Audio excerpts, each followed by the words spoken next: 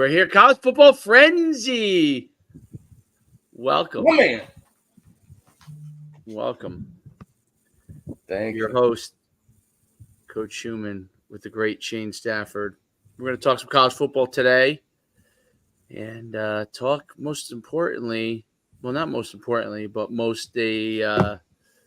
interestingly, the Bama Vandy game, which was 1 week after Caleb Dor was praised was getting ready to be put in the Hall of Fame after beating Georgia, is now people are asking for his head 1 week later after losing to Vanderbilt. That shows you the craziness of college football, and there's a lot going on just with that game alone, and so a lot of it has not as much to do with the actual game, which Vandy deserves kudos to. People, they were talking about this quarterback, and I'm like, it transferred in. I'm like, is that the quarterback that was the quarterback in New Mexico last year? And you know what? It was. And New Mexico last year was like 10-2.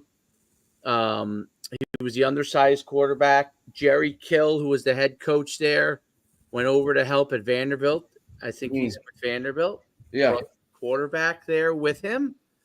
The quarterback was a fantastic player last year for New Mexico and New Mexico State. I'm sorry, it was New Mexico State. New Mexico State. Okay. Yep. Right. New Mexico State. New Mexico State had the best record, I want to say, in the history of New Mexico State. Oh, wow. Yeah, last year. Let me see. I'm just trying to pull it up because I want to make sure I'm correct. Yeah. But I'm trying to do the same here with you. I think last year they were 10-5. It looks. Is that what they were? Yeah. Yep. So they were 10-5. That which was that's a lot of football games for college. Games. Jeez. That's a lot of games. That is a lot of games. That is a lot of games. Wow. I mean, especially if you're not, in the, the Power 5 type of thing. But yeah, man, they lost to Liberty for the Conference USA Championship, and then played the New Mexico Bowl and lost 37-10. I guess they were all checked out by then. Yeah, or maybe maybe they were checked out at Fresno State. That was their last game. Okay. Yeah. They were on a roll though before that, and they beat. Oh, that's right. They beat Auburn 31-10. Yes. So that was a huge win. So their quarterback is the quarterback now, and it's like, where's Waldo? Pavia, right? I think that's his name. Fabio, yeah. He's the quarterback at Vanderbilt, and then Jerry Kill, who was his head coach, is at Vanderbilt as I don't know what role he is. Okay. I don't know, but I heard them talking about Jerry Kill was. Chief consultant. Okay. Senior Hey, that's so they could get Pavia. They gave him a title. Exactly right. Like, you will be paid several $100,000. Please deliver Savio. Yeah. Chief consultant to the head coach and senior offensive advisor.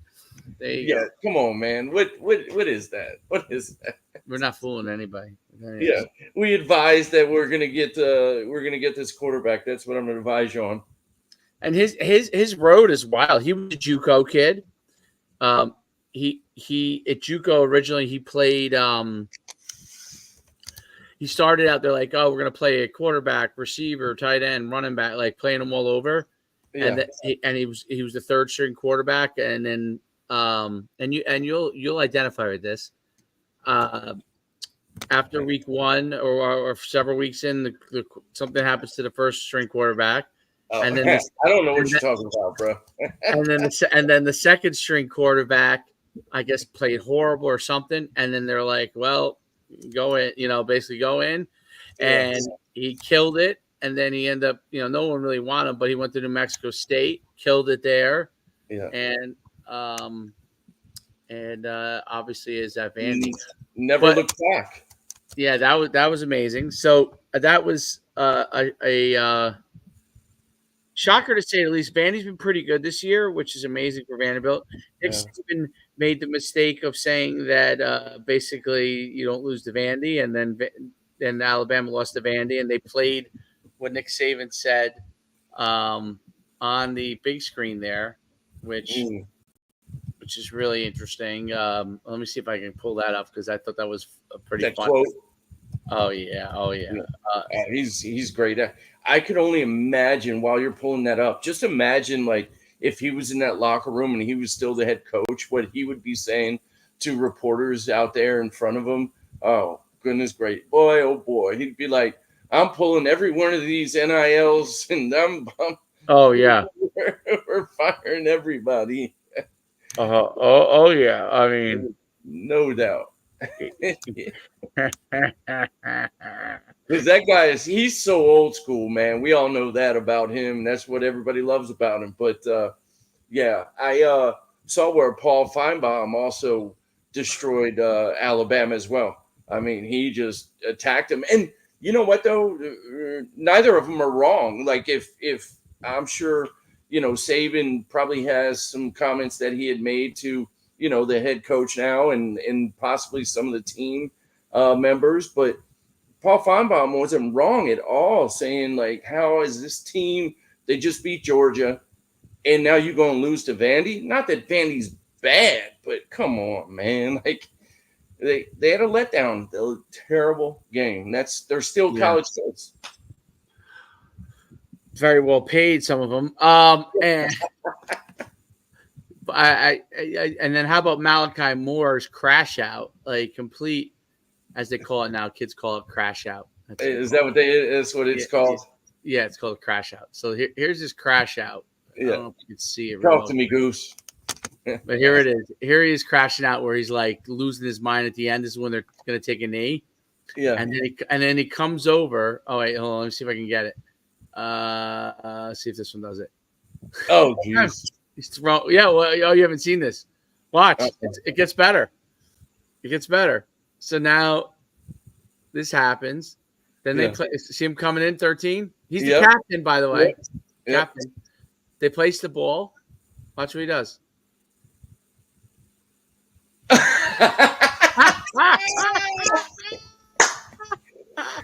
Oh, jeez. Oh, shit. That's true passion right there, I guess. Is that what that is? But he's like, man, bump this. I didn't come here to lose to Vandy. He kicked it. The ball. He's like, they're not snapping the ball. Yeah. It's not going to be official on my watch. Dude. I gotta find. I'll find you another thing too. Hold on, you guys see that? That's just part of it.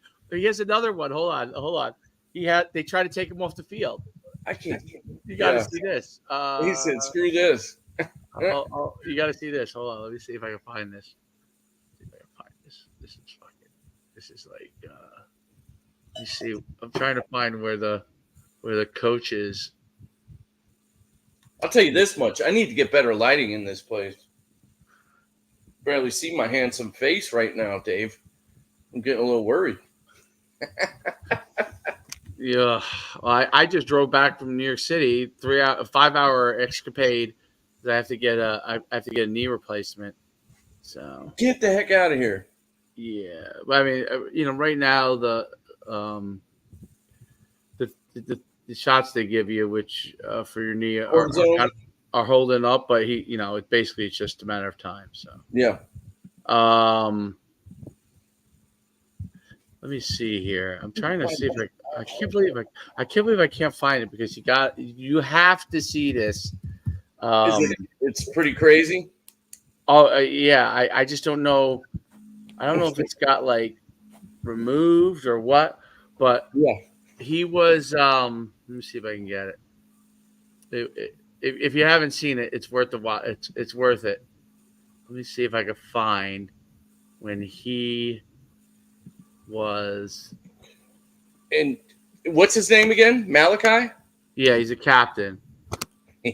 Captain of chaos, apparently. Captain Chaos. Well, Captain Chaos. Yeah, hold on. So let me see here. We might even call him Captain Caveman, and where he's just throwing stuff around. Let me see if this is it.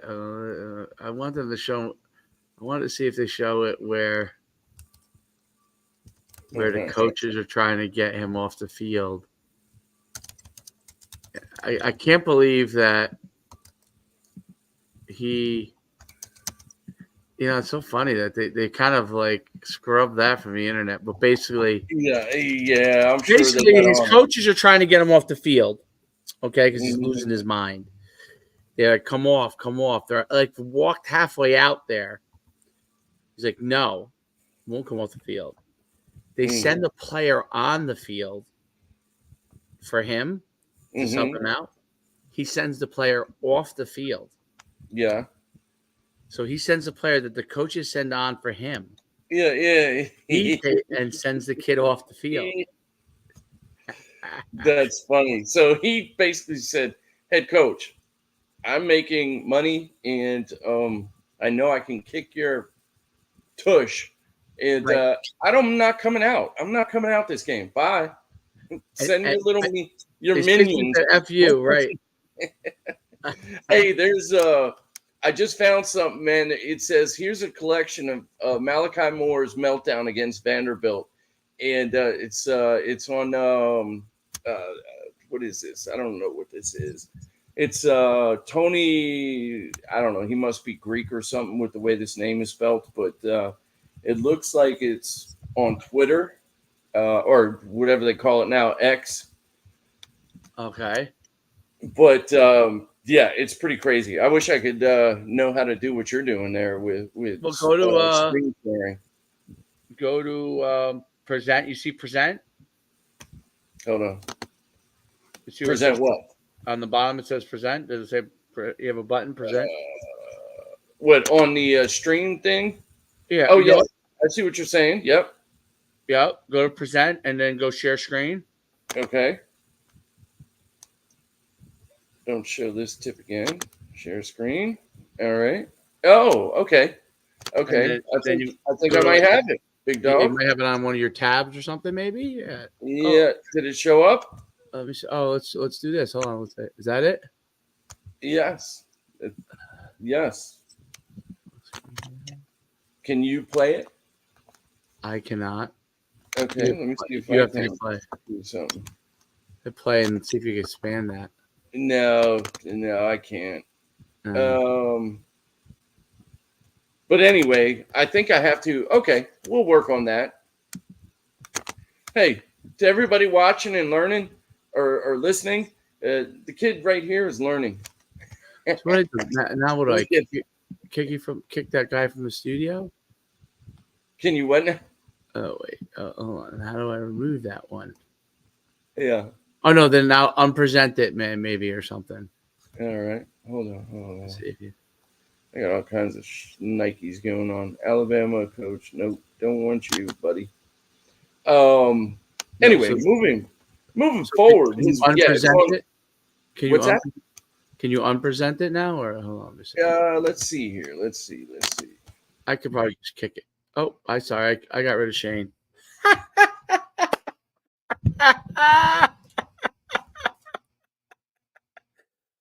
Oh shit! Oh,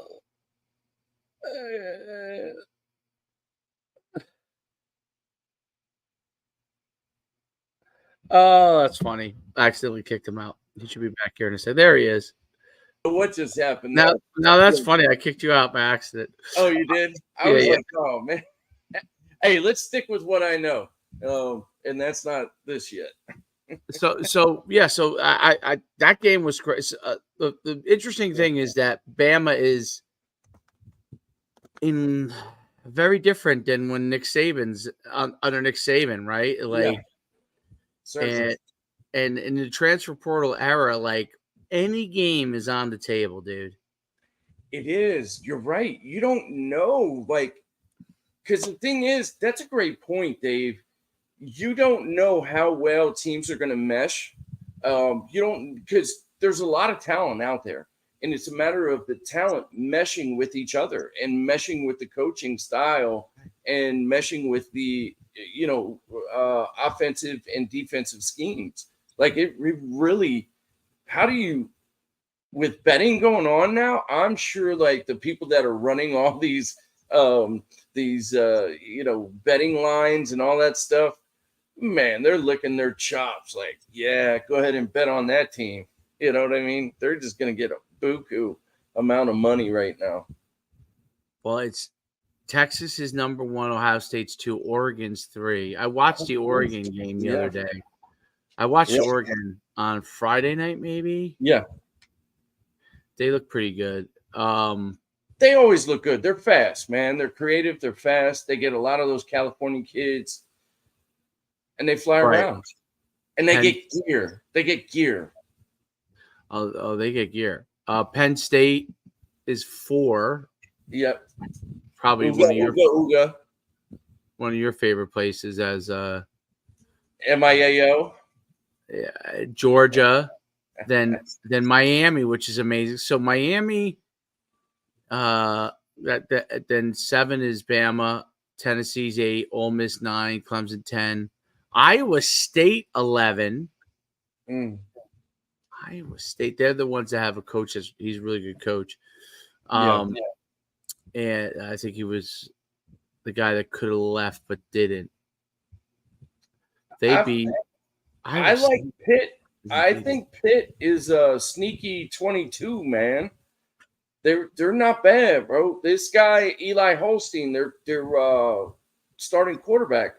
They play Cal next week, so that'll be a good challenge for him. But they just jumped into the top 25 at number 22. This guy has thrown 5 consecutive games of 3 touchdowns, and his touchdown to interception ratio is really good, man. I like them as like a sneaky, like top 10 type potential playoff team, like oddly enough. Absolutely. Yeah, I think that's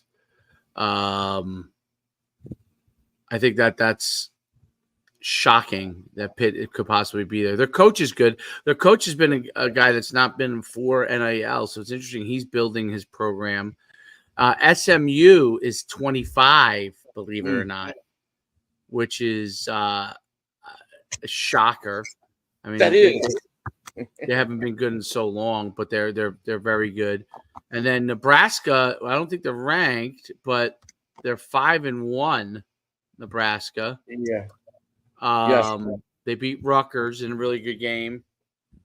Matt Rule is a fantastic coach. I mean, what he's doing there. He's a fantastic college coach. Let's keep it real. Like, he's great with college kids, apparently. Not with NFL players. Right. Well, in Pantherland, everybody struggles in Pantherland, so Carolina Panthers. But yeah, I think that I think that overall it's an interesting landscape. Like, there's some new teams. Anybody can really have a bad week, and I think that's part of the product of having a lot of transfers. Like, yeah, it makes it fun. How about this, real quick? Indiana plays Nebraska next week, or the 19th, I should say. So and they're undefeated, right? Indiana's undefeated, right? Yes, they're tied for 18th with Oklahoma. They're 6-0. Their coach is phenomenal. That's the guy that was at JMU, and okay. Yep. And now he's at Indiana. Yeah. Do you think he has him measure the basket when he goes to away games, like the Hoosiers did in the movie Hoosiers? Hey, little man, get on his shoulders. What are you doing, Coach? What's the length of the field? I like that stuff. I do too. It goes a long way. It goes a long way. I was telling yesterday when I was on with when Steve Culley's taking a pull from his cigarette during your episode, my episodes, I said to Steve, I said, you know what it reminds me of when you're taking a pull of your cigarette? It reminds me of the late, God rest his soul, Mario Alia, who was my defensive backs coach and my special teams coordinator. And when I was up until my senior year, I was the I'm sure all we played was cover 3. I don't remember but I'm pretty sure it's what we played just based off of what I remember him telling me. And he'd be like, come over to me, take a puff. Oh, jeez. This is how slow practice was in the 90s. Okay, in high school. He had a tie, just take it like puff, come over to me. You go, Dave. He's like, you got to look at the tight end to get your run pass read at safety. When you do that, then you'll be able to do everything else. And take another puff. Long pull, wipe out the ashes like this. You know how they used to do it? They would go like that with the ashes. Wipe out the ashes. And then walk back behind me about another 15 yards until he had to tell me something else. And I was going to say, probably light another one up. I mean, me and him got along great. He loved coaching me. I mean, you told me and I did it, And, I was going to say, you're probably easily coachable there. Yeah. You told me and I did. And he was also he was like I don't know if I don't remember like coordinators per se back then, but he was my punting. He was like basically like a specialist guy. So he was my punting coach, and I was a great punter in high school, but he demanded.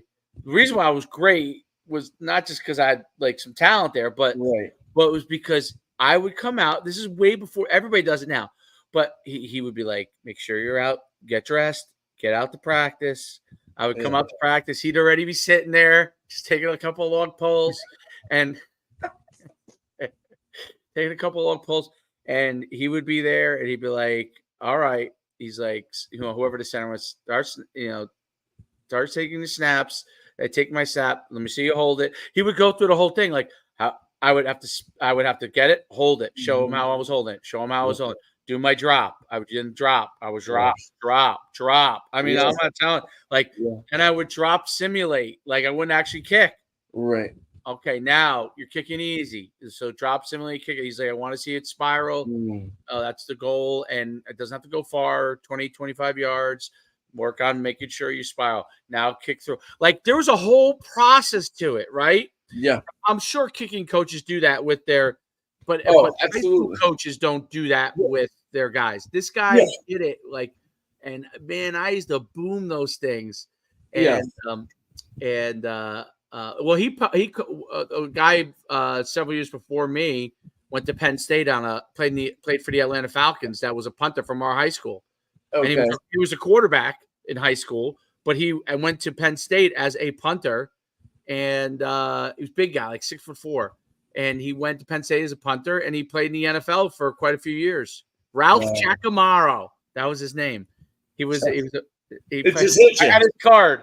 It's Giacomo. That's great. Dude,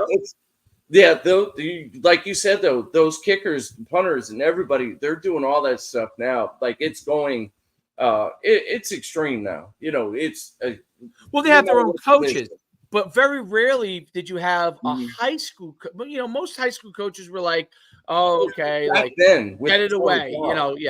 This guy was like coaching me like these guys who were like punting coaches, like you're in the NFL.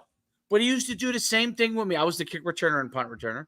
And he used to do the same thing with me on kick return and punt return. Punt return, get underneath it, elbows together. I mean, he would walk through that. That's what I'm saying, like the long pole, because you would think like practices. I told Steve Cully this. I said, practices back then, there was no such thing as time. Okay. Time was what practice ended when coach was done. Yeah. Yes. Totally agree. Or maybe the sun went down and you couldn't pull the cars up to. And that's what you tried to do. You tried to pull the cars up and then it wasn't good enough anymore. And then, right? You probably even had it. You're a couple years after me, you probably had it. At Wilson High School over there in PA, it's the same thing. Absolutely. 100%.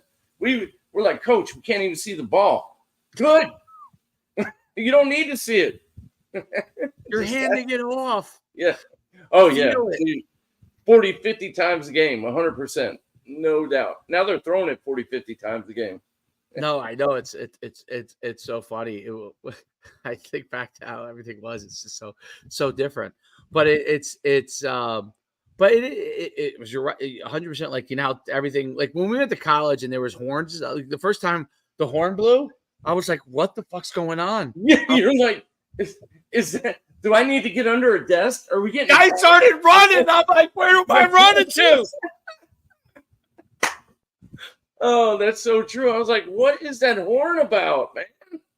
That thing blows every 5 minutes. And why is he saying period 2? I'm like, what? Listen, to this day, even with Holtz, to this day, I remember under Coach Jackson, those horns would be like, there'd be a horn, and then all of a sudden, where's the next 5-minute horn? It'd be like another 30 minutes, Oh, yeah. Yeah. And Holtz kind of did the same thing too, but it was funny because, like, you probably did it too. Like, there were guys that would count the horns in practice. I don't know if Oh, sure. Now, I could never keep up, but I would know, like, okay, like the first few horns I knew, okay, these are individual. This is like, and then once it got into like more team activities, I didn't even count the horns anymore because I had no idea what was going on. Yeah. But I always just remember, like, even with Holtz, like, I was like, yeah, I'm listening. You step in there and you're just like, I guess, at some point these horns will end and he'll say practice is over. Yeah. Which is totally different than now. Like, I think for the most part, these guys know, like, everything is on time, and I don't think they even mess up the time anymore. Like, they don't very rarely probably do they hold the horns. Very rarely, yes. Because if kids go beyond 2 hours and maybe 2:15 and really probably 2 hours, I mean, forget it, dude. Like, it's you're not getting gone. Focus is gone. Absolutely. And it's funny because Holtz and Jackson did the same thing, but and Jackson's was worse because they didn't always have methods to the madness. I never understood. Holtz kind of had a method to the madness, but Jackson would have you run at the end. If he was mad at you, it was just like, okay, we're gonna run freaking 10 200s up and back, timed, and you're like, how many are we doing of these? And it's like, no, there was no set number. It was just basically until he felt like his anger was over. And Holtz didn't do it as much like that, but a little bit. He did a little bit. Little bit. No doubt. It was, well, what I think, honestly, Dave, I think coaches realize you can still, like, you got to get in game shape.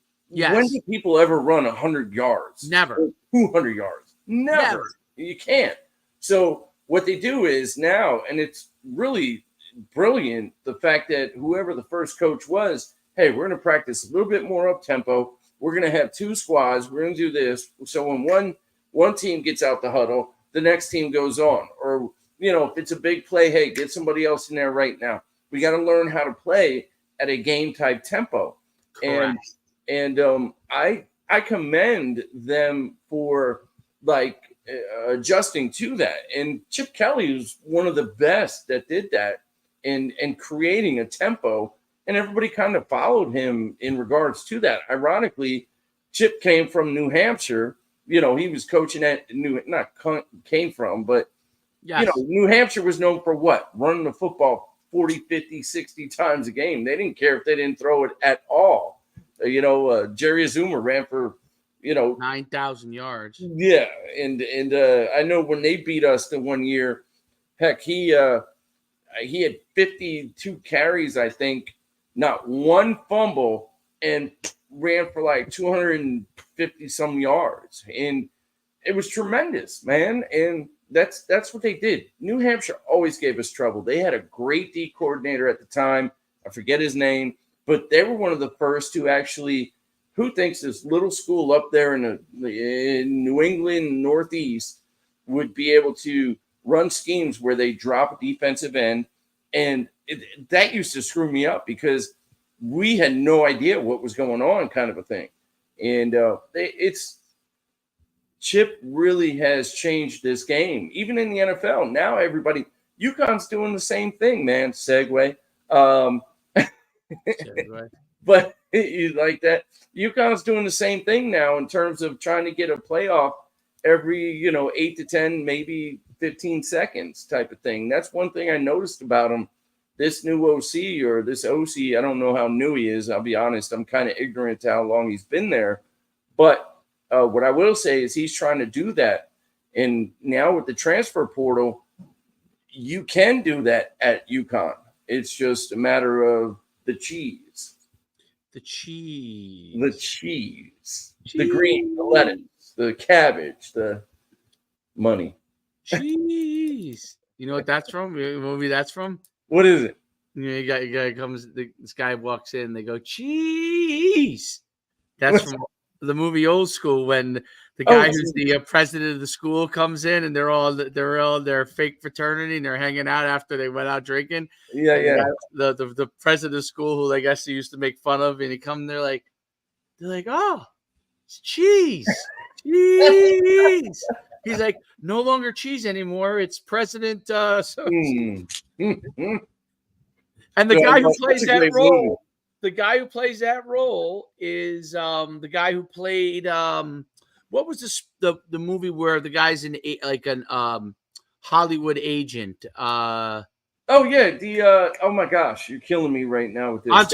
Entourage. Yeah, so that's the guy. That guy's the guy in the Old School that plays the dirty president. Killing me. Yeah. How about Ari? Yeah, Ari Goldman. Ari Goldman, his name in one of the greatest characters in the history of television.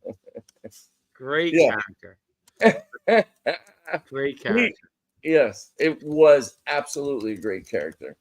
I would love when him and his wife would go to therapy and he'd be like screaming at the therapist, screaming at her. Absolutely. Absolute psychopath. That's all he did. He all he cared about was making sure that he got back to his entourage. The guy who made him all his money. The guy who played the actor, right? Yep. He wanted to. And that's his name is Jeremy Piven. That's Jeremy Piven, great actor. Came up. But yeah, great actor. That dude. He's played so many great roles, man. That guy is amazing in what he does. But his character as Ari Goldman, just is it. It's so true. It holds true. Like the successful freaking agents are the ones that drop everything and they have their connections. They buy people. I would imagine. I don't know, but they have. I wonder how Hollywood. There might be something to that. You might be right. I don't know how do you unless you're with a big agency to begin with. I don't know, when you're originally an individual guy, how you land the guy. Although I guess the story was the guy couldn't get any acting roles. But Jeremy Piven was one of the movies that he was so funny in that hold on, he was in it. And he was I know one of the he used to be in all these bit parts back in the day.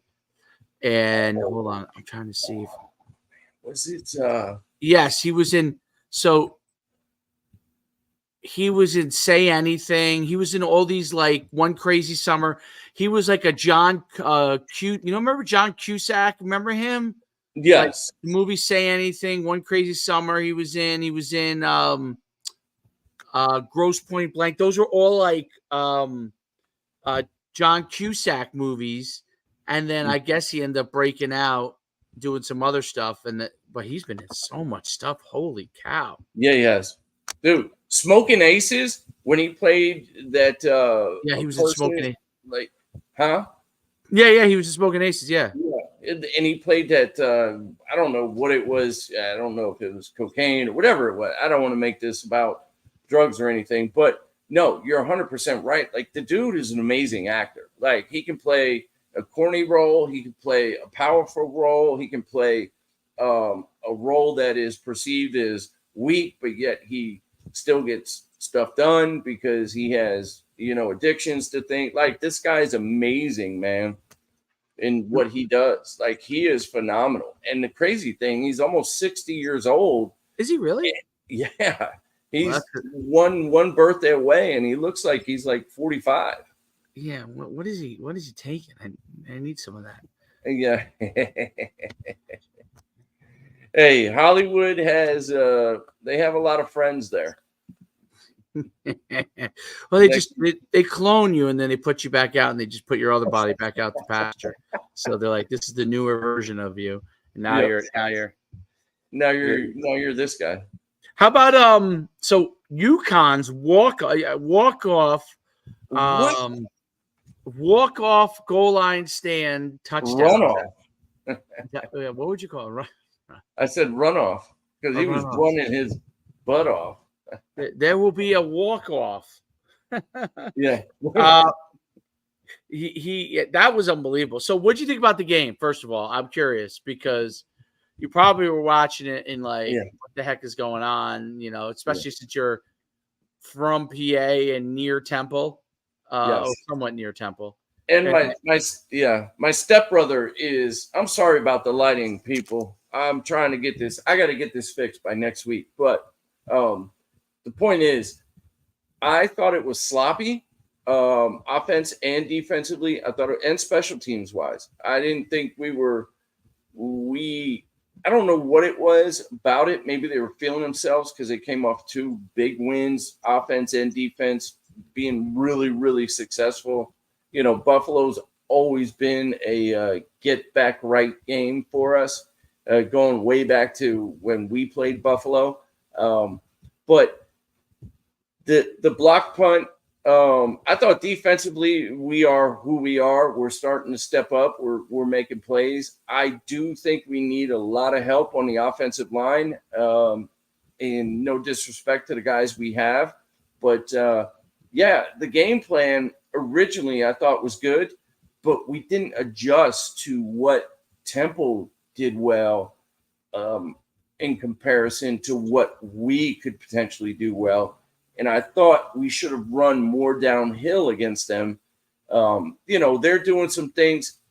This offense that they're running is so familiar. This is what we did at Fort Scott, the exact same offense, and reading having multiple read keys, kind of a deal. So, you put bunch in the boundary. You got a screen set up if you like the numbers. You can hand it off if you like the numbers. You can throw it to the screen, or you can hand it, or you can keep it. So it's a read option built in with a screen built in as well. So who makes the decision in that offense? Is that the coach that calls it, or does the QB have? No, it's the quarterback. Like, the play is called what it is. So you have in that bunch set, what you'll have is you'll have a screen built in already. So he can catch it and just throw it out to the screen if he likes the numbers. If that Will linebacker, or whatever, Mike, Will, Sam, whatever you want to call him, label him, whatever. But that backer playing in the alley right there, if he's far enough away from the box, you can now go to the zone read, and you read that zone read. So whatever your read is with that zone read, that's who you're reading. I don't know who they're reading. I don't know if it's the end. I don't know if it's the backer to the side that they're running it. But what is the pre-snap read, and what Temple did a good job is they disguising it. So sometimes that linebacker would line up in the alley and take that initial screen away just by his alignment, and then he'd come shooting in to help be an extra defender for that. So it's up to the quarterback when you get into the play, but the coach calls the play. And the thing I like about UConn is that they're running faster tempo, which I don't know if the teams they play are caught up to this kind of a deal. I would imagine they are. But what Temple did a good job. Temple, they're 2 edge rushers. Man, those guys were beasts. They set the edge. We couldn't run our outside zone scheme. And I was talking to Steve Coley about this last night, actually. And I said, we need to hold off on this until we get into the podcast. But they were able to take away that edge rush. And the other thing is discipline, and our wide receivers getting involved in the blocking scheme. So when they play quarters coverage and they roll a certain safety up, we need to go ahead and take our initial stem as a wide receiver and get that extra guy running downhill.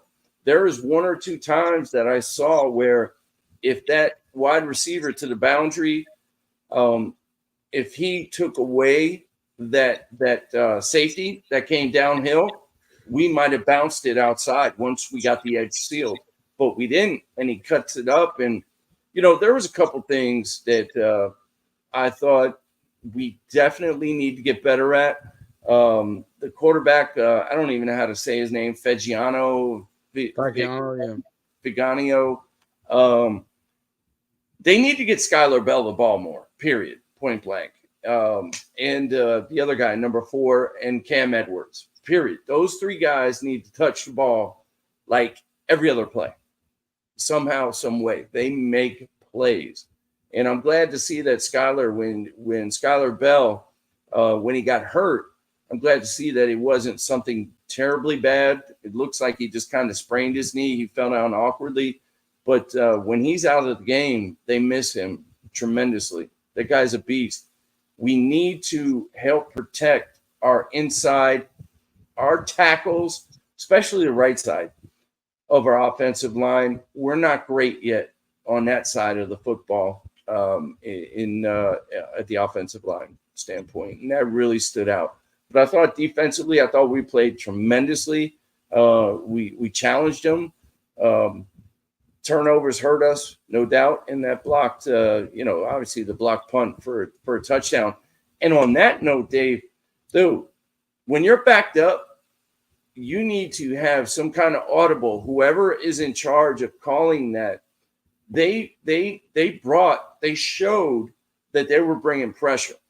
And what they did was, so we had our center, like if you're on the offense side of the ball, the punting team, they had our center, our guard, and our tackle, and then we had one up back to that side.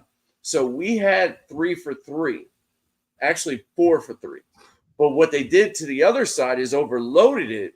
So now our center hesitated to help with the 3-on-3. And what we should have done, because it was into the boundary, bring the gunner, bring him in. So now to the boundary side where they had 5-on-3 originally, 5-on-2 actually, because it would have been the guard and tackle.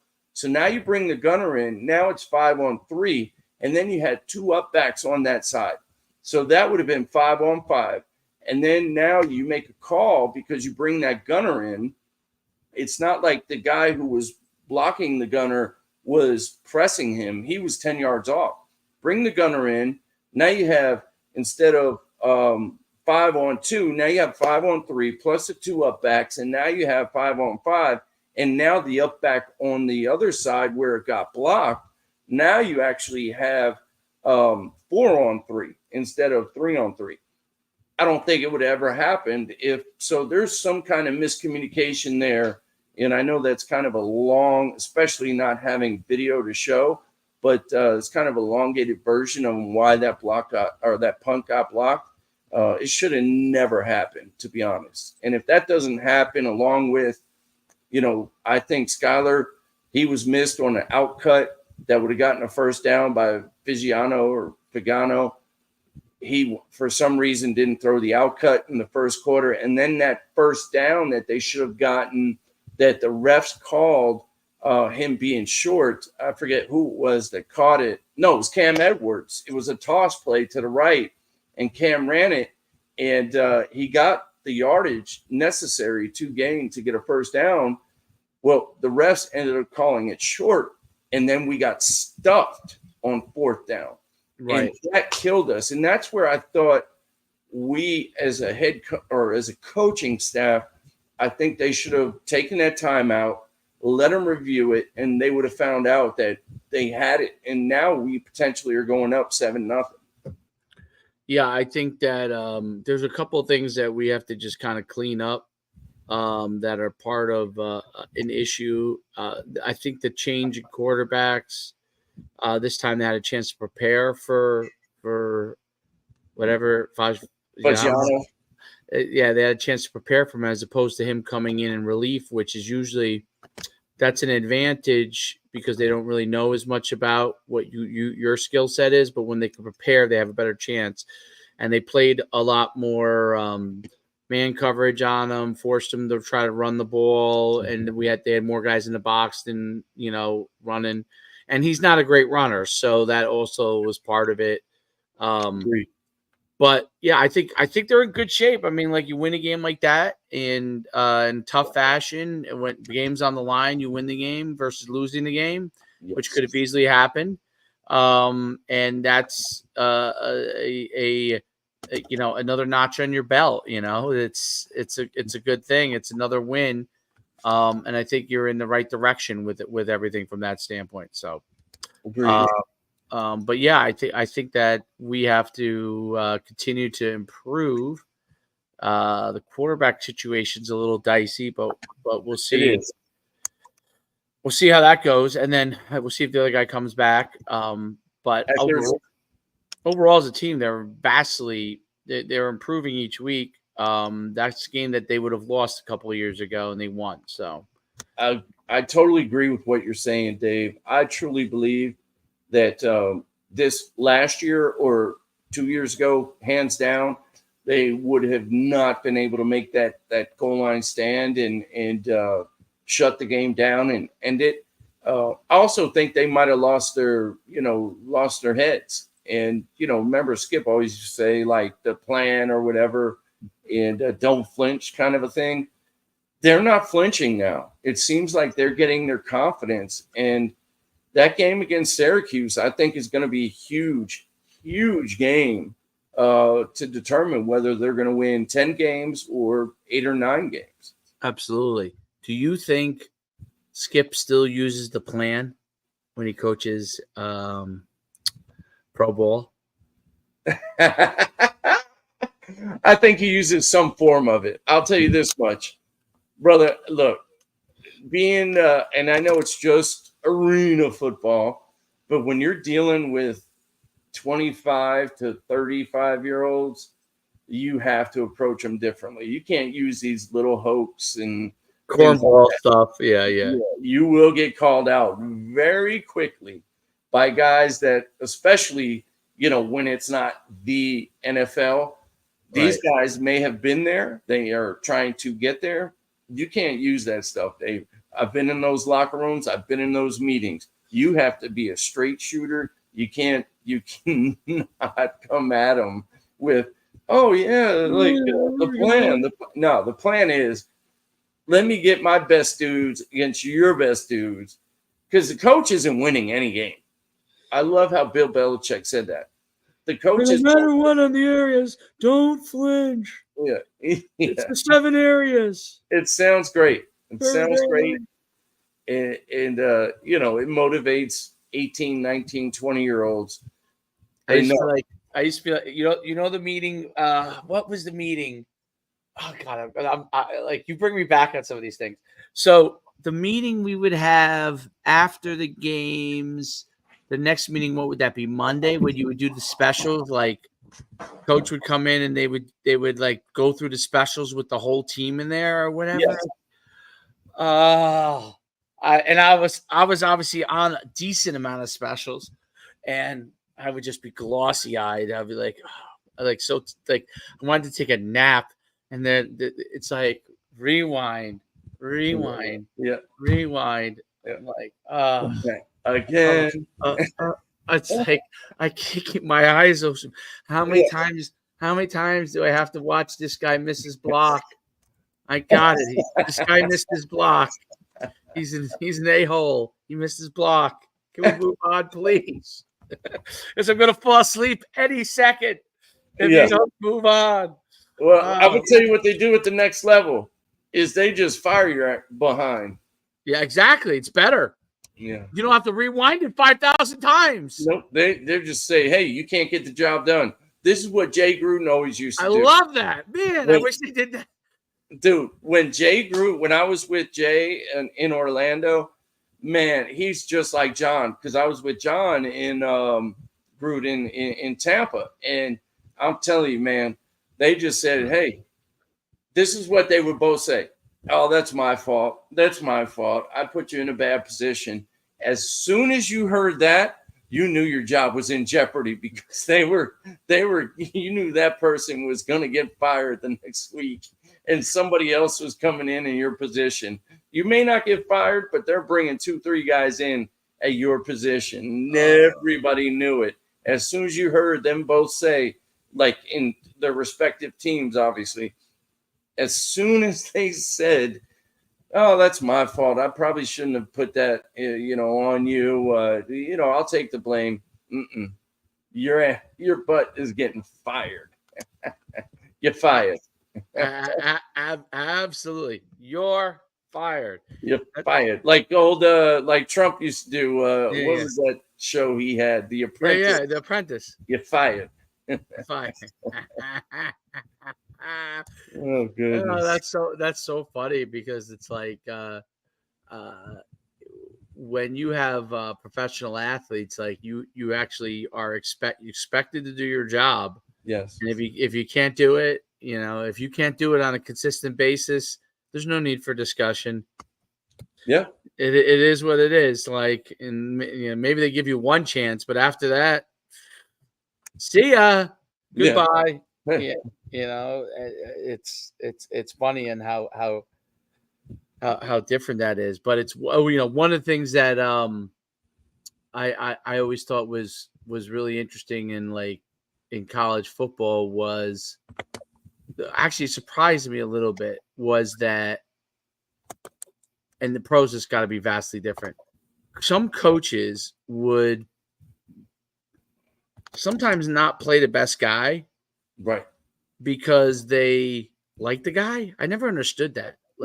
Like I never understood that. Like it's one thing because you you could like a guy's personality, but that should have zero to do with who you put on the field and why you put them on the field. Like whoever the best player is should be the best player. But it's funny in college football. I was like, why would anybody? Used to always perplex me. Why would anyone whose job's livelihood, the amount of money they make, is dictated by their success, ever put a player on the field for any other reason other than that they could do the job better than somebody else? Like I never understood. You'd see that you probably saw it even the NFL. I'm telling you, NFL and even at the arena league level, bro. If an ownership, they're going on with that in Cleveland right now. They do. They're doing it in the pros sometimes. Absolutely, 100%. Why? Why would you ever do that? Because people want to be right. They want to be right. They want to be right because I like this guy and I vouched for him. Their ego gets in the way. Like Jameis Winston right now, I think should be starting in Cleveland. Absolutely. 100%. He would want to be starting. The other guy doesn't even want to play for them anymore. Right. But here's the deal. If you're going to guarantee somebody $100 and some million, they want to get value out of him. And they're going to give him every chance because of his history of being on the field and being a baller. And they're paying him $150 million. Bro, Dave, in all honesty, I'm not saying this just because woe is me type of thing. This is real talk. Like Chris Sims, I outplayed him in training camp. He wasn't that good. I know we've talked about him multiple times. I love Chris Sims, but there is no doubt. Sean King, the same thing. They were given opportunities. I was not. They were guaranteed money. I was not. They were drafted by the staff, organization, player personnel, by the organization. I was not. So they're going to definitely have people behind closed doors fighting for those guys as opposed to fighting for me. I'll never forget when John Gruden, he pulled me on the side after meetings. He's like, damn, Staff, you can sling that rock, man. He's like, you can play in this league, hands down. He's like, are you going to be a starter? No, but you can definitely be somebody that can help a program. And it's just, it is what it is, man. And you kind of get screwed from that standpoint, man. And a lot of these fans, a lot of these people, they're not behind the curtain, so they don't understand it. I know you understand it, being an agent, everything that you were. You see it from being an agent. So the guy who gets a guy in, if they get a guy in, or and they have some power, then they're going to try and make sure that guy has some level of success versus some guy that is way down the roster and nobody really is invested in that guy at all for any reason other than the body being there. And I agree. It's one of the things that when I was an agent, so when you would get a guy in rookie minicamp, not a contract, that was different. When you got a guy a contract, that guy had a better chance, right? There's always different level. When you got a guy at rookie minicamp, the majority of those guys, but you can never tell the player this, the majority of those guys were basically there because you had a relationship, and they said he's good enough that he can come and compete versus someone I don't know. Right. Let's bring him in there. If somehow he surprises us, okay, he signs a contract. But for the most part, he's not going to make me look like a jackass. You're not going to send the guy to me that's going to make me look like a jackass. Right. He'll run around. He'll do what he's supposed to do, and then he'll be gone in 2 days. So, and then they actually look good, those scouts, because they're like, oh, that kid you brought in for rookie minicamp, he wasn't bad. We cut him, but he wasn't bad. We want to see more of that from you. They say that to the scout or the personnel guy. And that personnel guy that says to you, hey, man, you made me look good. Like those two guys that you said come in there and compete, they competed. They came in and competed. Yep. You're hitting the nail on the head with that. But those guys didn't have a chance. Right. Yeah, absolutely. That's why every once in a while I've had a guy that did. Yeah. Every once in a while I've had a guy that did. Like Trey Edmonds did. All right. He had two brothers that was going to be NFL players behind him. It made sense for a guy to, if he was as good as somebody else, it made sense to bring him on because his two brothers were going to be in the pros as first round draft picks. And they wanted his brothers to be happy. And he was the leader. He was the oldest brother. He was the leader of the family, of the brothers. And he still is to this day, even though he played 7 years in the pros, but it always made sense to have him on the team because he was a leader too. Yep. Not just a very good player, just kind of underachieved in college, but was actually the fastest of all of them. But he just wasn't as dynamic on the field. Well, he was a running back. Running backs. There's a million of them. Right. Dime a dozen. Right. So he played. He was 6 feet 230, 220. So he ran a 4.4 in his pro day. Legit ran 4.4. And his father played 10 years in the NFL as a tight end. That goes a long way. That does go a long way. Yep. So he ended up playing 7 years or 6 or 7 years, but his brothers were first round draft picks and they're still in the league. You know what I mean? So but you're right. Like there's exceptions like that, and those are exceptions for different reasons. And but it's very, very interesting how for the most part, you're right. So much of that goes on, and from a player standpoint, players don't really know that. You don't know whether you're in the in or the out group unless someone really comes and tells you. You really don't know that you're in or the out. Even Sims, he was really because Gruden did not like him. But not that he didn't like him personally. I should preface it. He probably liked him personally because from what I hear, he's a really nice guy. But didn't like how he picked up the offense. Right. He felt they wasted a pick on him. They felt like they wasted a pick, right? Yeah. So they had zero patience with him. So even if you might have been, even if you outperformed him, you weren't going to get a shot. But on the flip side of it, for him, they were going to give guys of equal pay level more shots over him because they were mad at him. And then he was pushed on the outside, even though his father was Phil Simms. So it was like an interesting thing how he got pushed out. Like, I bet you if he was sitting here telling the story, he would probably feel like they were pushing him out. Yeah. You know what I'm saying? I'm telling you this. Like, he probably feels like he got pushed out of the league. Dude, for a fact, I'm telling you this. When we had camp in Orlando at Disney, Wide World Sports, right? Tampa did. So I got a ride with him in his new Cadillac that he just got for free from the Cadillac dealership in Tampa. And all he had to do was change it out every 5,000 miles and give it back. And he had this awesome deal with him. But because his name was Sims, Gruden, that's why they drafted him. Right. They figured he came from a Super Bowl pedigree. They figured that he would be as competitive as his dad and make plays like his dad and all that kind of stuff. Gruden was a big guy in NFL history, in guys that had NFL DNA, if you will. Pedigree, right. And Chris said to me on the ride back, he was like, man, I feel like this dude doesn't even want me here. Like, he would say stuff like that. And I don't want to put that conversation, you know, out in public, but that was kind of the gist of it. However, he ended up being one of the better quarterbacks on that team that year. And then he had that unfortunate injury to his spleen where he got hit. And he just, you know, he was never the same. I always tell you how I feel like the way that the Sims teach everybody to throw with that windup, like in the red zone, kind of cost him bodily harm. So, yes, you're 100% right with that in terms of that's why they mic'd him up. And, man, we would go in the film room and we would just listen to Chris call plays.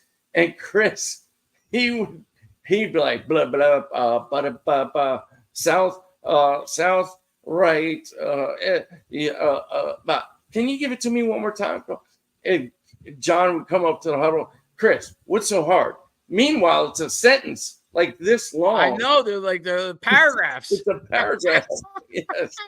I got to, all of those, I hope they don't get. Well, some of those are online now from, you know, when he was mic'd up. Dude, they're in Hard Knocks. Bro, his play calls were amazing. South right, U right, F left, shift to, burst to such and such, X spot, yada, yada, yada, you know, Okie. You're like, there's no way that could work now. There's no way. No. They found better ways to do it. Like, have you seen his podcast? John Gruden, I'm talking about. No. His podcast is like going through the roof. It's like start a podcast. It's like he basically I'm gonna have to check it out. Yeah. Like, you know how he's very wildly enthusiastic and like in your face and so he's talking about football and all that kind of stuff. But he was on Dan Patrick. I think it was Dan Patrick's show. Mm-hmm. And Dan Patrick asked him, you know, was asking him tough questions. He didn't want to answer some of those questions, you know, from the things, whatever happened. Mm. And then he was saying, oh, you want to get back and coach? And he said, I want to coach. Like Gruden he's doing the podcast in the meanwhile because someone's probably paying him, giving some money to run his own thing or whatever, supporting it. But he wants to get back in coaching. And I just wonder into like what quarterback today who's used to one word play schemes with a tag here and there, okay, or a couple of words would be able to handle his play calling scheme. Like there's no, unless he adapts it, which I'm sure he will. Yes, because there's no way. Yeah. Dave, one thing there's about no Dan Marino's coming along. Like there's no guys like that are basically like or Joe Montana's that even though they're great quarterbacks, quote unquote, they were also savants in the information that they could decipher. Like these kids now are trained they're playing 7-on-7. They're playing one word answers. They're looking at pictures. Like there's no way they're going in and absorbing. Set, shift, motion back,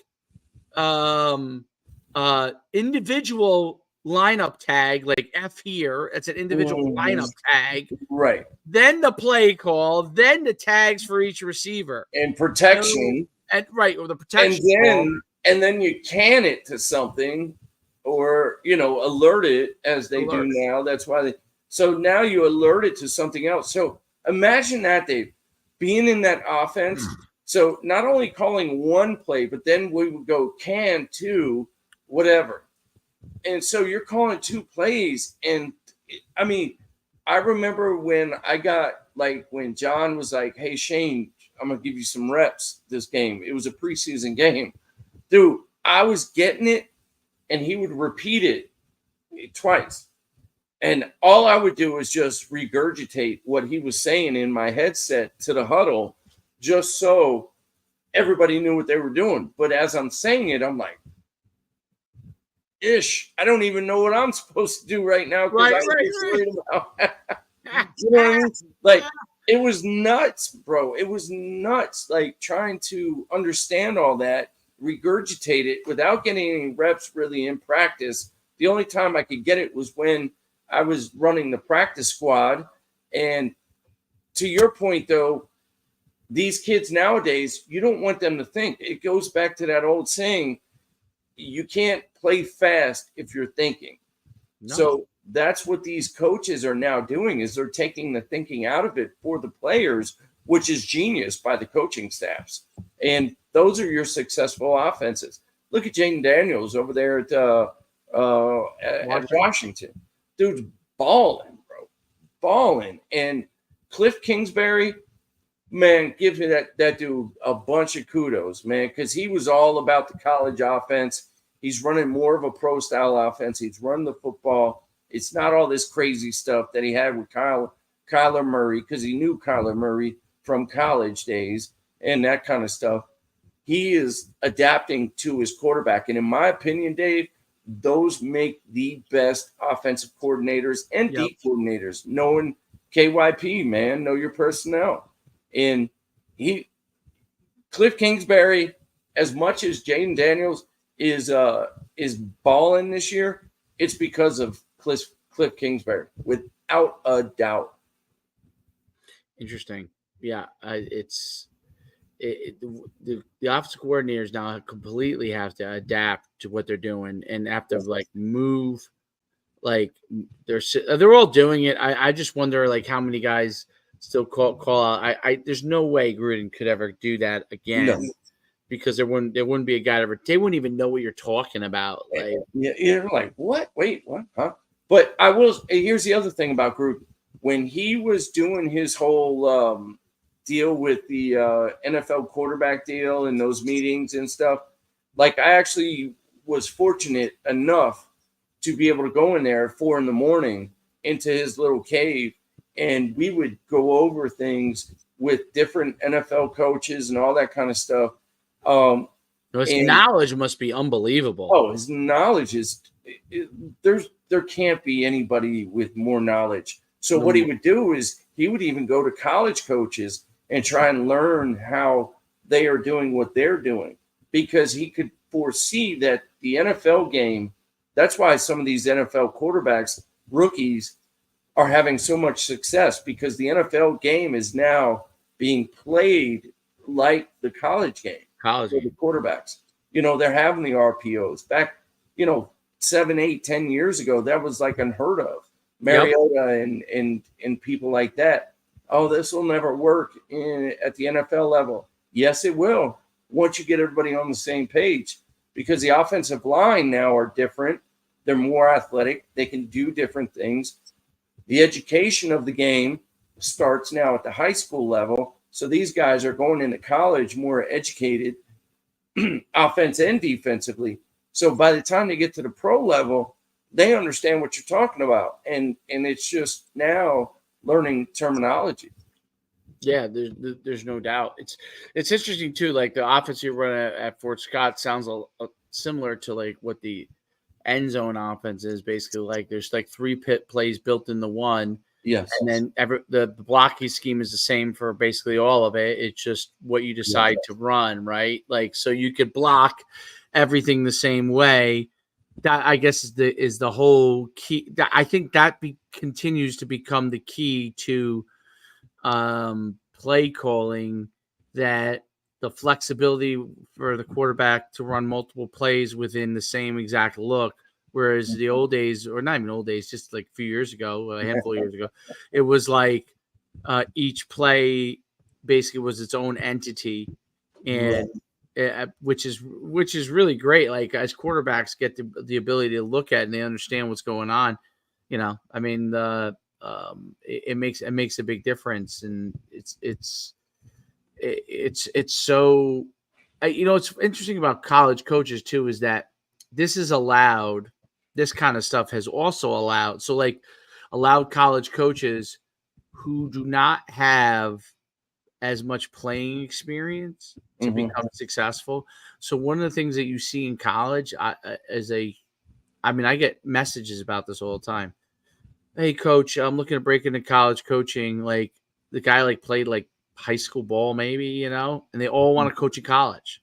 They all zero playing experience in college. Like they're all the Mike Leach model, which Mike Leach obviously invented, basically, where he was a genius, and oh, by the way, he decided to become a football coach, and it worked, right? Yeah. Even though he didn't play college football, and by getting with the right mentors, he was able to develop, and then obviously he was really smart, so he created a version of that from what his mentors showed him, his own system.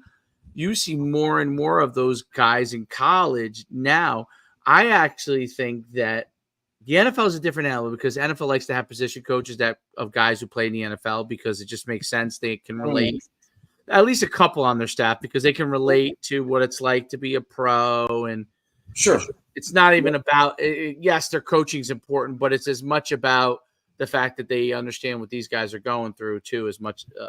But the college game, I think you're going to continue to get littered with guys that didn't really play beyond high school and are going to get opportunities.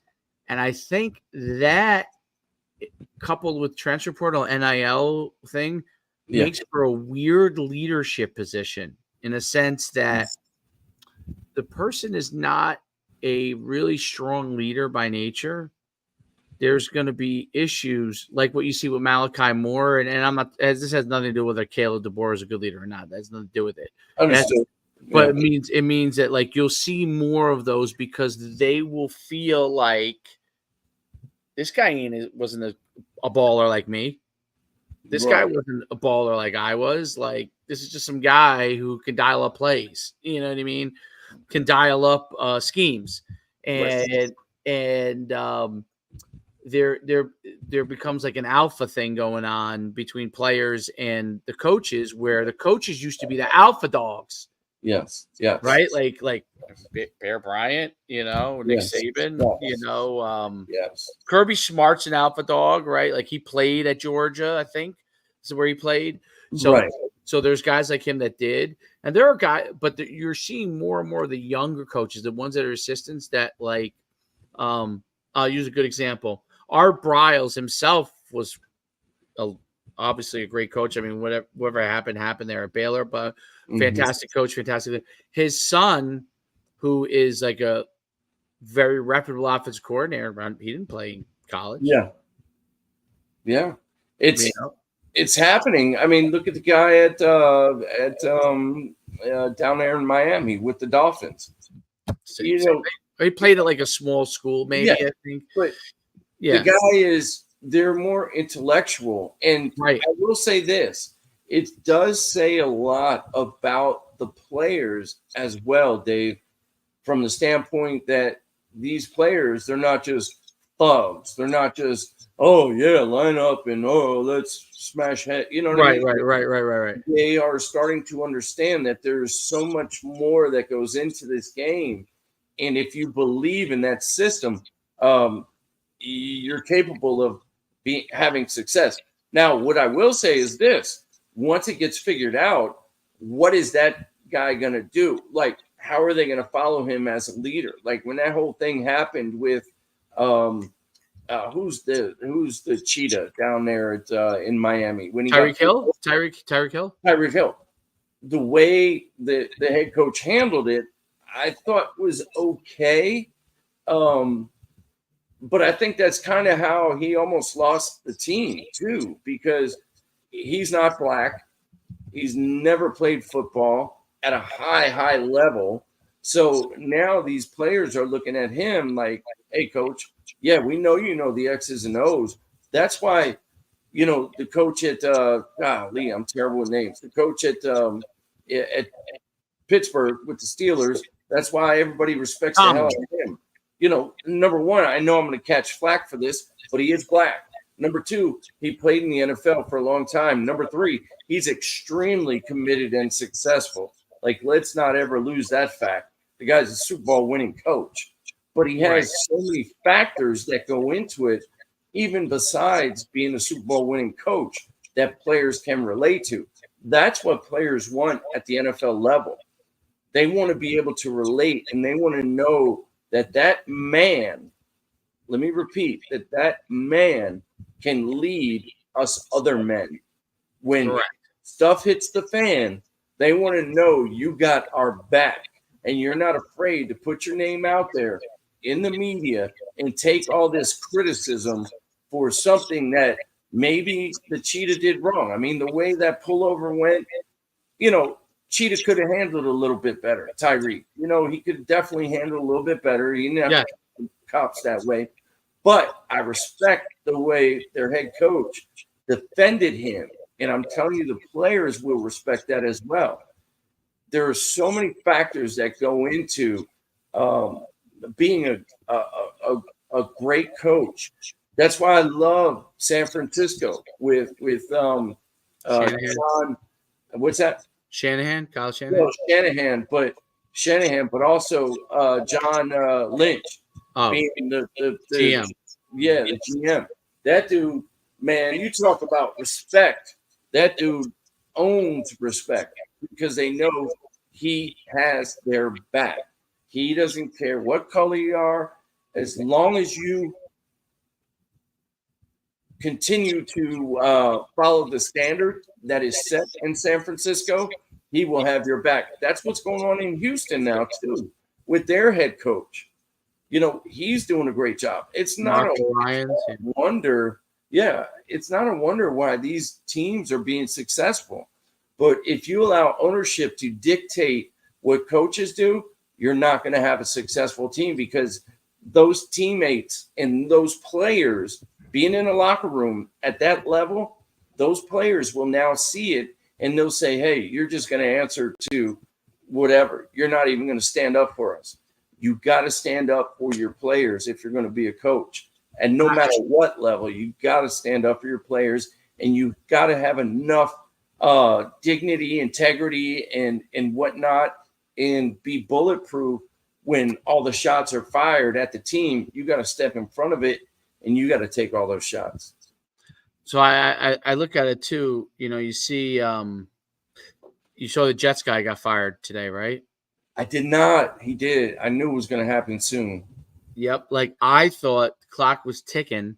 Yes. When he called into question Aaron Rodgers' cadence, right? He said, yes. Yeah. So he's basically said, we're going to have to do something. And then Aaron Rodgers, the interview, and Aaron Rodgers is like, I've been doing this same cadence for whatever, how many years. Yeah, his exact words were, well, that's one way to handle it. The other one is to hold guys accountable. Accountable to it, right. Hold make sure those guys are accountable, right? I thought that was a great answer. I agree. And it's funny because people will be like, oh, Aaron Rodgers got him fired or destroyed team. I'm like, no, see, Aaron Rodgers looks at football as we're here to do our jobs. And if we all do our jobs, then we can be successful. And to me, it looked like the coach was ready to make excuses. The same thing he did to the young quarterback they had, threw him under before Aaron Rodgers got there. The kid from BYU. Yes. I thought he would throw him under the bus over and over again. Yeah. And look, it's one thing if behind closed doors, you even if you're mad at him on the field, but you go to, when you go in front of the press, you're like, hey, we're going to get things figured out, blah, blah, blah. Quarterback will respect it. I feel like he's got a shot. But if you're throwing him quarterback under the bus, to everybody, right, then you got a problem. Like the quarterback has to know that even if there's a disagreement or there's something that's going wrong, in the end, he's going to get the opportunity to go and succeed again, like have a chance to succeed. But if you keep throwing and I think Aaron Rodgers was basically nipping that in the bud. Like, you ain't throwing me under the bus. Yeah, right. You're not throwing me under the bus like you threw the other guy who under the bus. And that's not happening here. And basically, when it comes, I look at, like, there's a lot of people that hate on Aaron Rodgers because he's like a little different. He's different. But I think Aaron Rodgers kind of looks at it from a standpoint as everybody's got a job to do, right? And he can't do his job if everybody doesn't do their job, right? His job is to throw passes and complete them. But Zach Wilson was his name. Zach Wilson. Yeah. I think Zach Wilson, I thought that the coach basically destroyed Zach Wilson's career, and I totally agree. And I think he got I thought he got a bad rep. I'm not saying that Zach Wilson was going to be Joe Montana. Okay. I'm saying he never got out of the starting gate. You know what I'm saying? He never got out of you can't have your quarterback not get out of the starting gate. Like, you have to see him do something and let him do it for a season. Okay. And then make an assessment, see him do it, right? And figure out a way to help him correct it. The thing that made Belichick a great head coach, even though he was originally a defensive guy, right? Same thing that made Bill Parcells a great head coach, even though he was a defensive guy, was that they allowed their quarterbacks to develop. Okay. Sure. The mistake that defensive coordinators make when they become head coaches is that they treat the quarterback like they would treat their middle linebacker when he's right. Like, middle linebacker screws up, you yell at him, you throw him under the bus, he goes and bangs his head against the wall 5 times, and he goes and kills the next person that he plays against, right? Yeah. If you do that to the quarterback, they're different people, a totally different person. Yes. He's not going to go bang his head. He's going to think, oh my goodness, I'm terrible. I'm absolutely terrible. Yeah. And now he's benching me. So not only was I terrible last week, now I'm on the bench, and now I have no chance to even show that I can do it. Yep. And what do I do now? And then when you go back in, as soon every pass you throw is under scrutiny. Yep. So, that was a bad pass. Oh, that was a bad pass. Oh, that was a bad pass again. Yep. Instead of, like, I think you have to now. You can get on them. I think you should get on them when they make mistakes. Absolutely. And you should let them know. Guy throws 3 picks, 4 picks, whatever. Yeah. But you know what? Same thing when a receiver drops the ball, right? Throw him the next ball. Let the quarterback go out there. Now, if he throws 3 or 4 picks every week, okay, that's a different situation. Yeah, okay, that's a different situation. Right. But you don't pull the rug underneath him because he throws 3 picks, 4 picks one time, And that's what Aaron Rodgers, I think, was kind of like, hey, man, like, we're not going to scrutinize every single thing that goes wrong within the offense just because this week we had 10 penalties because guys went off sides. Well, we'll get it fixed. Let's get it fixed. Let's make sure these guys understand that they've got to be able to listen for what everything is. And this is how I do it, right? And then we get it fixed. The head coach has to be able to do it. And the whole time I always thought the Zach Wilson thing to me last year and not last year, the year before that was what he did to him the year before, the first year. To me, that was like a red flag as a head coach. Like, this guy is like going to take the 3rd stringer and put him over him just to make him look like a jerk. Like, this is not when you sub out one, like I said, DB or linebacker for the next guy, right? Like, you can use that, and those guys are going to get mad. And by the way, I don't know that that's the best way either, even with those guys. But they're different cats in the sense that, like, they will view it a different. Quarterback is such a technical position, not just an intellectual position. It's extremely mental, and you're right. It is a technical position. You're absolutely right. But you still have to play fast, and you still have to have fun. Right. And you know what? You do have to be able to Like, you go and throw 3 interceptions, everyone's mad at you, blah, blah, blah, whatever. You Yeah. got to go back out the next week and practice and say, you know what? Absolutely. I like that you're firing the ball over the field. Dave, We just got to take care of it better. Yeah, you can't look. The worst thing a quarterback can do is say, when a coach asks you, "Hey, what'd you see?" When they give that answer, that's a problem. Now you're thinking too much. Stop thinking. You know what we're asking for in this play. Make the best play. So here's what ends up happening in being a quarterback, ex-quarterback, is now you start to question your throwaways and your incompletions and things that you know are best for the team. Punting is not bad, but when you struggle as an offense, then you start to feel you need to make every play. And now when you throw it away or potentially even take a sack because that was the best thing you could have done at that time, you feel like, dang, I'm going to get criticized in film.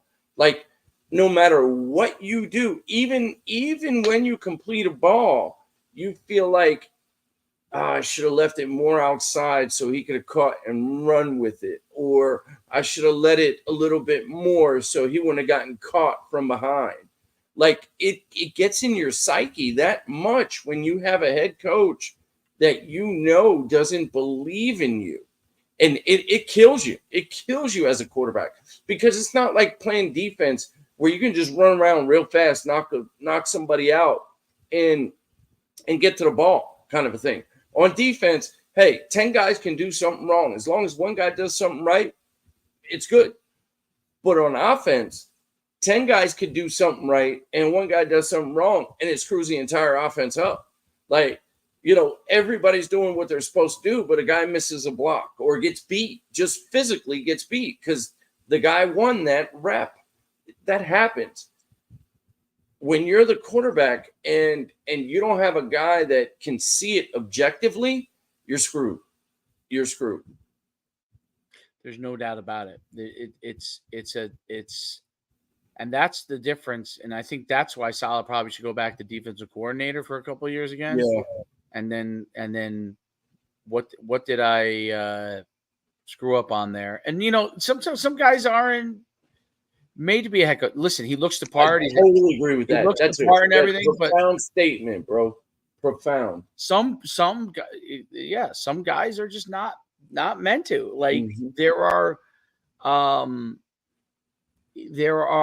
guys that are better at calling a side of the ball than they are at leading everything. You know what I mean? Like it's important to be able and football. One of the interesting things that I think is so unique about football, and I think we overvalue the knowledge of a lot of coaches, and I think we look at because a guy expand on that for me. So football, well, there's different levels. Okay, so let me rephrase it. Obviously, all the NFL coaches have a certain level of knowledge and experience that is probably higher. It doesn't mean they're a better coach than a high school guy or not, but they have a certain level of knowledge and things they deal with. I kind of put that in a different category. When I go to college and high school, there are some guys that are phenomenal X's and O's wise that have moved up because that's kind of their calling card. And there are some other guys that are phenomenal at adjusting in games. And that's what makes him a phenomenal coach. And there's some guys that are great recruiters that makes them a good coach. But it's rare to have all of the packs. So I've seen coaches that I'm like, wow, this guy wins a lot of games. And then you find out this guy runs a set defense and never moved his guys at all. Right. He just does a good job of getting all the kids out that can do great things and keeps it easy for them and lets them play. Right. So there's different types of there's no really one right or wrong answer, but there's no Elon Musk in the football coaching space. Yeah. Okay, I mean maybe there's one or two, but very few. Actually, I would gather to say there isn't, because he probably would have gone and invented something instead of go be a billionaire instead of being a millionaire. But that's the thing that I think that fan bases, parents go one way or parents, they go one way or the other. Like, this guy's a genius. This guy's horrendous. It's really kind of, for the most part, this guy's really good at this, maybe not as good at this. And when you're evaluating your head coach, like, obviously leadership's the most important. Like, I've seen guys be head coaches that really didn't know that X's and O's that well, but were pretty good leaders, Usually the guys that understand the game are gonna have a better chance, because when problems happen in the game, the thing I notice is that if the head coach doesn't understand the game that well and doesn't understand what offense, defense, special teams, the things that can be done to you, things that teams could do to you, if they don't understand that, when the shit hits the fan, they have a problem and they can't correct it, and they can't correct their coordinators, right? But there's multiple different like types of leaders within each space. Like Mike Leach, to me, would be a kind of guy who was much more of a philosophical leader and a tactical leader, in the sense that his offensive scheme was tactic led, and his philosophy dictated most of his leadership, and which was mostly like almost like I would call it like battle based. If you were like war wise, like, this how this group won this battle. This is how this group won this battle, right? And he does it from that standpoint. Even though he's a historian of all kinds of different leadership, which would but the fact that he called plays and then also ran the team makes it like he was on more of one side of the ball and left it to somebody else, and another two sides of the ball, and probably spent most of his time with one side of the ball. And that's a certain type of leadership. There's guys that like that tactical part of it. There are guys like Nick Saban, who obviously could call, whatever side of the ball he wants, but basically chooses to make sure that everybody's on task, he's great at that, isn't he? Right? Or was? Yes. Keeps everybody on task. Like, if you want to call the defense, I'm sure he has tremendous input behind the scenes. I'm sure he's like, hey, I would like to be doing this, and we need to be like aligned like this and this and that. But as far as on game day, his whole thing is like making sure everybody stays on task, because but you'll see him every once in a while turn around and scream at his coordinators. And why is he screaming at them? Because he is good enough that he sees something tactically on the field, and he's like, there's a problem, and there's a problem either how we're aligned, how we're playing, and what they're doing to us. And and he's all like, he used to yell. I Lane Kiffin is talked about it, where like he would rip, but Lane's personality, so Lane wants to just throw it downfield. Yeah, right. Like, that's all Lane Kiffin wants to do, is just throw it downfield, and that's what Nick Saban thought. Basically, like, well, that's all. But Lane Kiffin's so laid back, like, it's one of those things where him and Sarkisian were like good fits for Saban, because Saban can yell at them all he wants. He's going to get back in the huddle and be like, okay, throw it back down the field again. Yeah. Yep. Absolutely. He knew what he wanted. And, he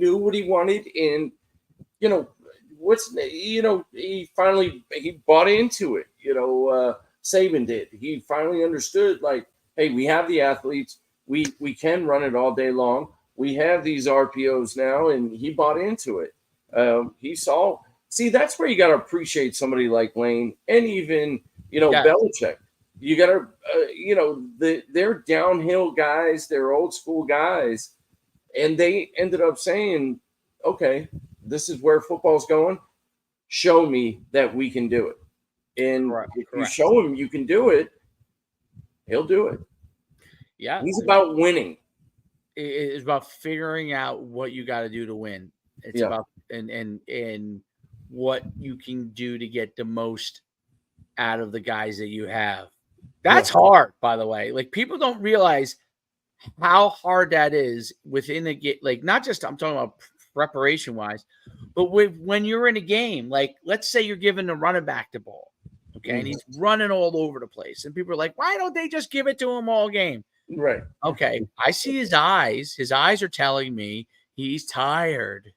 So even though he just ran for about 100 on 10 in the first quarter and a half, his body's starting to wear down a little bit, you know.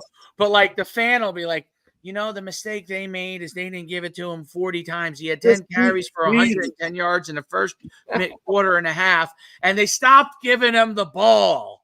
Yeah. It's like, but they don't know, this guy walked over and was like starting to get tired, or hell, you could even say the guard and center were getting tired or something, or the defense adjusted. Right, the line got tired. Exactly. The defense adjusted. Yes. The defense adjusted. So what you're doing against him, what he was doing early on, was not succeeding anymore. Right.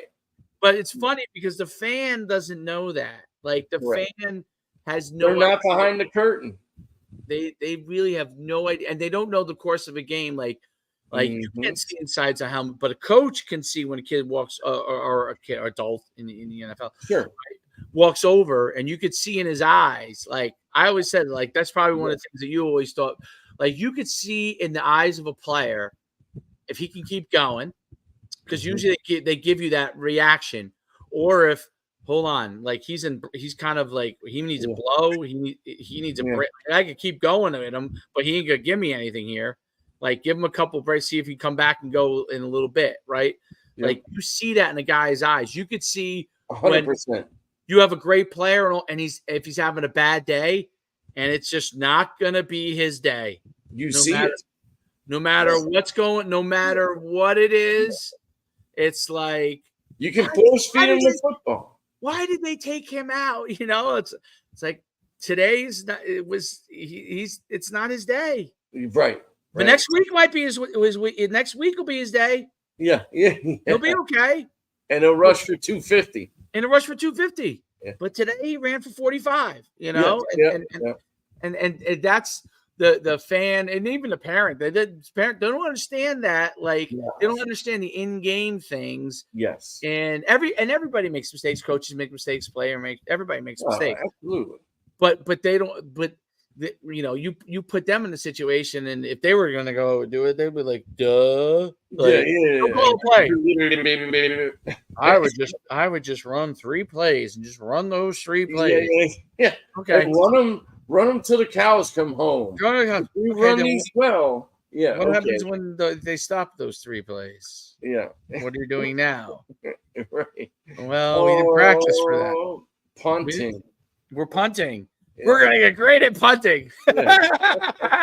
We're going to win with our defense. I'm telling you, man. That's what makes football a beautiful game. It really is, man. It is a beautiful game. There's so many tactical things that go into it. There's so much teamwork, so much togetherness, tactical things, just execution-wise. People think like, oh, it's just guys lining up, banging into each other. And, they don't understand the fact of a running back taking his first step at the outside butt cheek of the right tackle and why that's so important as opposed to stepping downhill at the inside butt of the right guard. You know what I'm saying? Like just that little 3 feet of difference or whatever can make a play. It truly can, because your track as a running back will dictate being successful, going from a 1-yard gain to a 7-yard gain to potentially one-on-one with a safety and making him miss. And that's the other thing too that people don't understand is it's knowing who you have to make miss. So now you can develop a plan. And when I was coaching running backs at Fort Scott, I would tell them, like, you have to understand who we're supposed to block, why you're taking this track. And that way, when you get to the second, third level, now you know what you need to do. you have a game plan already built in your mind. And those little details go a long way from, that's where coaches, in my opinion, coaching like is discounted. Where these players, oh, he's just an athlete, just hand him the ball, he'll just run and do that. BS, man. Like, you teach them their track, you teach them where they need to, what they're trying to read, and who we can't block, who we can block, and who should be blocked. And so now they're already planning now they can be athletes. Same thing with the offensive line. Like, hey, we need to work together. We need to seal this. We need to push up to here. We need to be in unison. Everything, our first step all needs to look the same, and we need to go from here to here and that kind of stuff. And communication is huge, man. But huge. We can go on and on. I know about this, but this is awesome, man. This is so much fun talking football with you. Yeah, we've gone for an hour and 40, so we'll wrap it up here. Great. Hey, can I say one thing real quick before we wrap it up?